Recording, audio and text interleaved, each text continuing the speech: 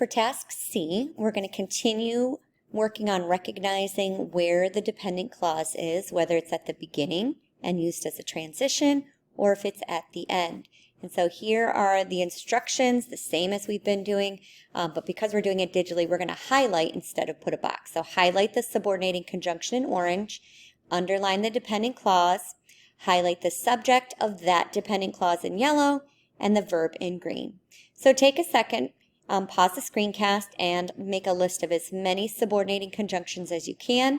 If you need to use your notebook, you may, but know that at some point you've got to be able to work on recognizing them on your own. And then you're going to use this drag and drop to put a formula together that tells us what is a dependent clause. It starts with a subordinating conjunction, has a subject, and then a verb following it. If you can't find both a subject and a verb, then it's probably not a dependent clause. So then you've got a bunch of sentences over here, and you're going to go through the process of finding the subordinating conjunction in orange. So that's why we want this list here. She stored in her brain what she heard the midwife say and do about babies. So I know those WH words are subordinating conjunctions, so I'm going to highlight that in orange.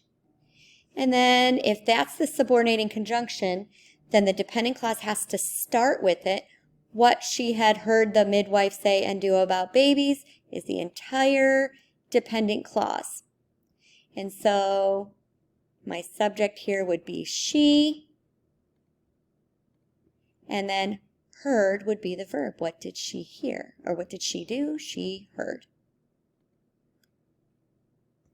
All right.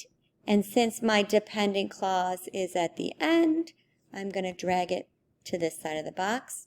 Then I'm going to go pick another sentence, and I'm going to keep doing that, finding the dependent clause by underlining it, labeling, highlighting it by labeling it, and dragging it to the right box. When you are all done, make sure you click the Turn In button in Google Classroom. And if you have any questions, use your notebook or you can raise your hand and ask.